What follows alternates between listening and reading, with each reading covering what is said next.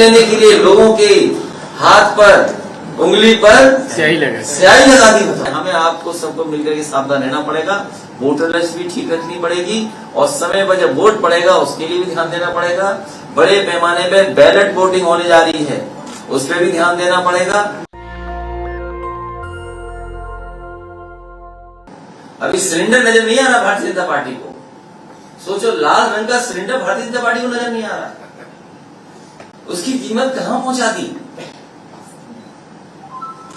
जिस समय diesel petrol महंगा होता है हर चीज महंगी हो जाती है।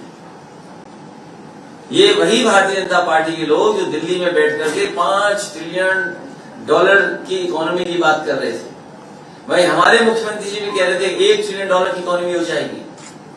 जब इतनी बड़ा प्रदेश है, इतनी बड़ी आबादी का प्रदेश है, जहां पर बड़ा इंफ्रास्ट्रक्चर काम हो सकता था, बिजली सस्ती हो सकती थी, महंगाई पे नियंत्रण लग सकता था, चीजें सस्ती होती, नौजवानों के लिए इन्वेस्टमेंट के बहाने नौकरी रोजगार मिल जाते। इस सरकार ने न केवल बाबा साहब भीमराव अम्बेडकर जी के सिद्धांत को नहीं माना है, वही डॉक्टर राममनोहर लोहिया जी का जो सिद्धांत था कि इनको हक और सम्मान मिल जाए, उस हक और सम्मान को भी छीना जा रहा है। चीजें बेची जा रही हैं, बाजार में हर चीज लगा दी है। कोई सरकार अगर चीजें बाजार में लग जाएगी तो कोई खरीदने आ ही जाएगा।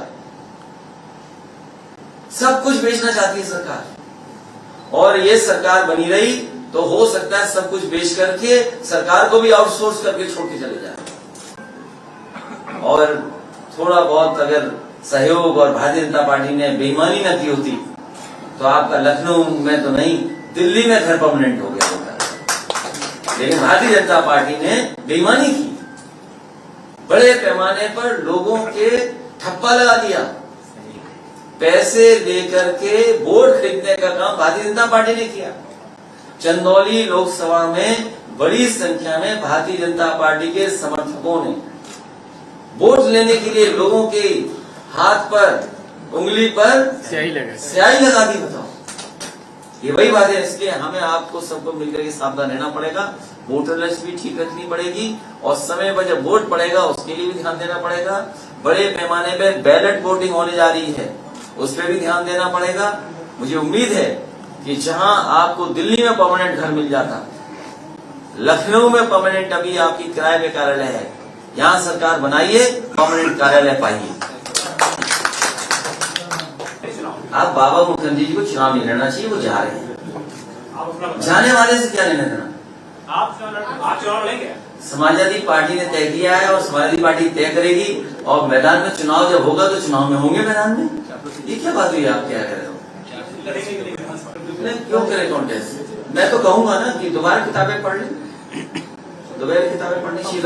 महोला इटावा में, और सबसे बड़ा सवाल ये है कि भारतीय जनता पार्टी ये बताए, क्योंकि हम लोग गोमती के किनारे बैठे हैं, जब डिफेंस एक्सपो लगा था तो इसी गोमती किनारे को सजाया गया था, सुंदर बनाया गया था, इसकी साफ सफाई की गई थी, फौज को दिखाने के लिए, जो इन्वेस्टर है उनको दिखाने के लिए हवाई जहाज, हेलीकॉप्टर, रोइंग, न जाने क्या क्या पानी की चीजें, बोट्स डाली गई थी। वो इन्वेस्टमेंट कहाँ है? वो इन्वेस्टमेंट कब आएगा? और यहीं पर सबसे बड़ा एक इन्वेस्टमेंट मीट हुई थी जिसमें न जाने कितने लाख करोड़ का ये कहा गया था कि इन्वेस्टमेंट आने वाला है, MOU हुआ है। आखिरकार कितने लोगों को नौकरी मिली, कितने को रोजगार मिला, कौन सा कारखाना लग गया, कम से कम बताएं। और मुझे उम्मीद है कि बड़ी तैयारी के साथ आजमगढ़ जाया जा रहा है, वो इन्वेस्टमेंट से कौन सा कारखाना लगा है वहां, ये बताएं। और पिछले 4.5 साल में कम से कम आजमगढ़ की जनता को, उत्तर प्रदेश की जनता को ये बताकर के आगे कि क्या विकास किया है इन्होंने। और आप तो लखनऊ में रहते हैं, पत्रकार साथी, लखनऊ का विकास बता दो। जो स्टेशन समाजवादियों ने बनाई वही स्टेशन है, कोई नई स्टेशन नहीं बनी मेट्रो की। जहां तक मेट्रो जाती है, मेट्रो वहीं से लौट आती है। तो सर, महोला इटावा में मुख्यमंत्री आज जा रहे हैं एक जेल का उद्घाटन करने के लिए। महोला बहुत समाजवादियों का पुराना गढ़ रहा है, रंग बदलना, नाम बदलना, शिलान्यास का शिलान्यास करना, उद्घाटन का उद्घाटन करना। उसी सीरीज में एक और हो रहा है काम जो समाजवादियों का है, उसी का उद्घाटन होने जा रहा है। ये बहुत ही बेहतरीन जेल है, आरसीसी की बनी हुई है। इटावा की जेल छोटी पड़ गई थी, इसलिए बड़ी जेल बनाई गई थी। अच्छा है जेल देख करके आ रहे मुख्यमंत्री जी, अच्छा करने का। और कम से कम उन्होंने जेल बनाई होती और कुछ न बनाते, जेल ही बना देते। वो भी समाजवादियों की बनाई हुई जेल का उद्घाटन करने जा रहे हैं। और जितना समाजवादी सरकार में स्वीकृत हुआ था उतना ही काम है। इटावा मैनपुरी से जो 4 लेन से जोड़ने वाली सड़क है जेल को, आप ताज्जुब करो इस बात को, सोचिए किस बात को, कि उस सड़क को भी सैंक्शन करने का काम समाजवादी कर रहे थे। अभी सड़क नहीं बन पाई है, सड़क में इतने गड्ढे हैं, गाड़ी गई कैदियों को लेकर के तो हो सकता है गाड़ी फंस जाए, तो कहीं कैदी ना भाग जाए वहां से। तो सड़क कब बनेगी उस जेल को जोड़ने के लिए? सर, आपके सहयोगी हैं ओम प्रकाश राजभर, उन्होंने 2 दिन पहले मुख्तार अंसारी से मुलाकात की और ये भी कह रहे हैं कि वो अपनी पार्टी से कोई टिकट भी दे सकते हैं। आपका कितना समर्थन रहेगा इस बात? ओम प्रकाश राजभर जी की पार्टी के साथ गठबंधन है, अभी टिकटों की जानकारी आपको नहीं है। वो ये कह रहे हैं कि वो मुख्तार अंसारी को अपने पार्टी से लड़ा सकते हैं, ऐसा अखिलेश जी शिवपाल जी कब आ रहे हैं साथ? लगातार पूरा सम्मान होगा, साथ आ रहता है। ये सरकार जा रही है। कल से अम्बेडकर नगर का दौरा कल है सर एक बड़ा कार्यक्रम है। अखिलेश जी, एक चीज और निकल कर आ रही, लगातार जब से राम मंदिर बातें हो रही है, लगातार एक बयान बीजेपी की तरफ से मुख्यमंत्री की तरफ से दिया जा रहा है कि जो लोग पहले गोली चलवाए थे अब वो कार सेवा करते हुए नजर आए या मत्था टेकते हुए नजर आ रहे हैं। मेरा आपसे निवेदन है कि अगली बार मुख्यमंत्री जी मिले तो उनसे निवेदन करना कि पिछली सरकार में समाजवादी लोग उनके आवास में सबसे अच्छा मंदिर बना के आए, कम से कम उसके दर्शन आपको करा दें। और मुख्यमंत्री ने उससे अच्छा मंदिर कहीं देखा हो तो बता दें। और बिना नक्शे के मंदिर पास किया हमने, बनाया वहां। अखिलेश जी, ग्रामीण स्तर में श्रम कार्ड बनाया जा रहा है, गांव सबसे ज्यादा ग्रामीण बनाया जा रहा है और उसको बैंक से लिंक किया जा रहा है और बताया जा रहा है कि जो चुनाव आएगा 1-2 महीने, तो उसमें 2 किसानों का या ग्रामीणों में पैसा बांट करके वोट खरीदने का आपके वॉलंटियर, आप लोग इससे निपटने के लिए क्या प्लान बनाएंगे? मैं धन्यवाद देता हूं आपको, अगर ये जानकारी दी है तो इस पर जरूर विचार करेंगे। और भारतीय जनता पार्टी चुनाव से पहले कुछ भी कर सकती है। खाद की बोरी से चोरी है, खाद मिल नहीं रही, डीएपी मिल नहीं रही, लगातार डेटा कलेक्शन का काम हो रहा है, लगातार वहां गांव में एक टेक्निकल आदमी को अपॉइंट किया जिससे सूचना सब कुछ ली जा रही है और डेटा कलेक्ट किया जा रहा है। तो पता नहीं क्या झूठ बोला जाएगा चुनाव से पहले। इसलिए मैंने कहा कि समाजवादी पार्टी और जनवादी पार्टी सोशलिस्ट को भी सावधान रहना पड़ेगा। ये तो भुक्तभोगी हैं, इन्होंने खुद देखा अपनी आंखों से कि लोगों की उंगली पर स्याही लगा दी गई कि तुमने वोट डाल दिया रात में ही। हजारों वोट ऐसे हुए, हजारों लोगों को, सोचिए 40,000 लोगों का वोट नहीं पड़ पाया, स्याही उनकी उंगली पे पहले लगा दी। तो जो आप कह रहे हो बात, उससे हम लोगों को सावधान रहना पड़ेगा, उसकी भी तैयारी करनी पड़ेगी। सर, लोक भवन और विधानसभा के आसपास किलेबंदी जैसा माहौल रहता है, बहुत पुलिस रहती है, उसके बावजूद भी आज एक युवक ने उन्नाव के आत्मदाह कर लिया, 30% वो जल भी गया है और जमीन विवाद था, लोकल पुलिस की तरफ से कोई मदद नहीं गई थी और कानून व्यवस्था के बारे में सरकार एक बात आप स्वीकार कर लीजिए, और हम तो पत्रकार साथियों से कहेंगे, आपको घटनाएं और पूरे प्रदेश की समय समय पर सूचना मिलती है कानून व्यवस्था को लेकर। इतनी खराब कानून व्यवस्था कभी उत्तर प्रदेश में नहीं हुई जैसी आज है। चाहे वो बेटियां हो, बहनें हो, उनके साथ जो घटनाएं घट रही हैं, या जो पुलिस के माध्यम से उत्पीड़न हो रहा है, पुलिस के आगे कोई सुनवाई नहीं है।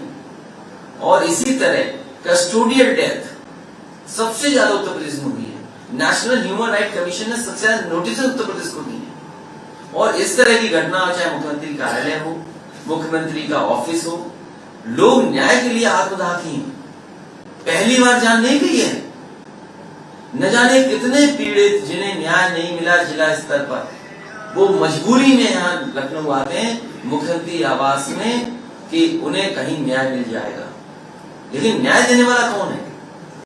किसकी सुनवाई है सरकार में? किसी की सुनवाई नहीं। भारतीय जनता पार्टी अन्याय कर रही है। इस सरकार में सबसे ज्यादा उत्पीड़न है। और अगर आप ज्यादा देर खबर चला दोगे तो हो सकता है आप पे मुकदमा दर्ज हो जाए। जैसे ही आप खबर चलाओगे 5 मिनट के बाद आपको खबर गिरानी पड़ेगी। ये प्रेशर आप जानते हो, उन कार्यालयों से जो प्रेशर आ रहा है आप लोगों पर। सरकार मनमानी कर रही है, सरकार का दबाव है, इसी वजह से पुलिस भी खुली छूट मिली हुई है। पुलिस को न पुलिस के सुधार पे कोई काम हुआ है, न उनकी ट्रेनिंग के लिए कोई काम हुआ है। जो स्ट्रक्चर चेंज किया था कि पुलिस को समय समय पे सैनिटाइज किया, समय समय पर उनको ट्रेनिंग दी जाए, समय समय पर इश्यूज की जानकारी हो, उन्हें एक्सपर्ट लोगों आए उन्हें ट्रेनिंग दें। आपके डायल 100 में इतना अच्छा ट्रेनिंग के लिए बना हुआ है हॉल, कौन ट्रेनिंग ले रहा है? और जैसे मुख्यमंत्री हो जिसमें मुकदमा खुद दर्ज रहा हो, जिन्होंने खुद अपने मुकदमा वापस ले लिए, वो क्या पुलिस को सुधारेंगे? उन्हें तो अच्छा लगता है कि पुलिस अन्याय कर रही है। भाई आप मेरी मत मानिए, डॉक्टर संजय चौहान की मत मानिए, आप खुद बताइए और आंकड़े पढ़िए। आप क्या भारत सरकार को उत्तर प्रदेश के सरकार के दिए हुए आंकड़े खराब है क्या महिलाओं बेटियों के साथ उत्पीड़न उत्तर प्रदेश में सबसे ज्यादा है कि नहीं है? देश में सबसे ज्यादा कस्टोडियल डेथ यूपी में है कि नहीं है? नेशनल ह्यूमन राइट कमीशन ने सबसे ज्यादा नोटिस उत्तर प्रदेश की सरकार को दिए कि नहीं दिए? और पहला मुख्यमंत्री होंगे उत्तर प्रदेश के जिन्होंने अपने मुकदमे वापस लिए हों, डिप्टी चीफ मिनिस्टर के मुकदमे वापस लिए हों। और सबसे ज्यादा आत्मदाह करने वाली भी संख्या उत्तर प्रदेश की होगी, जहां पर मुख्यमंत्री कार्यालय या मुख्यमंत्री आवास में लोगों ने की होगी। अब प्रधानमंत्री जी अभी दुनिया के दूसरे हिस्से में बोल करके आए कि आने वाले समय में जो पर्यावरण में बदलाव आ रहा है उसको पर्यावरण को सुरक्षित रखने के लिए काम किया जाएगा, क्लाइमेट चेंज न हो उसकी दिशा में काम होगा। लेकिन दिवाली मन गई, कई शहरों की जो एयर क्वालिटी है न जाने कितनी गिर गई। और केवल पेड़ की चोरी नहीं, कटान अधिकारी और भारतीय जनता पार्टी के लोग मिलकर के पेड़ तो चोरी कर ही रहे हैं, सबसे ज्यादा जमीनों का कब्जा हो रहा है। और जमीनों के कब्जों के साथ साथ सबसे ज्यादा इलीगल कॉलोनियां अगर कहीं बस रही हैं तो भारतीय जनता पार्टी के लोग बसवा रहे हैं। ये लखनऊ देख लो, चारों तरफ इलीगल कॉलोनियां बस गई।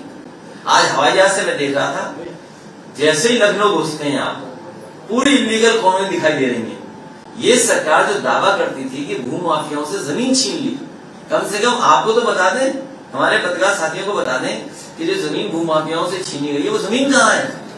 किसी वेबसाइट पर डाल दें, जनता देखना चाहे तो देख ले। और इलीगल कॉलोनियां कौन बसवा रहा है सबसे ज्यादा? पेड़ कौन कटवा रहा है? कोई सुरक्षित नहीं है सरकार में। नेशनल दस्तक की आपसे गुजारिश है कि अगर इसको बचाना चाहते हैं तो नेशनल दस्तक को सब्सक्राइब करने के लिए रेड कलर के सब्सक्राइब बटन को दबाएं, फिर बेल आइकन की घंटी दबाएं। नेशनल दस्तक को बचाने के लिए बहुत जरूरी है कि हर खबर को शेयर करें, लाइक करें, कमेंट जरूर करें।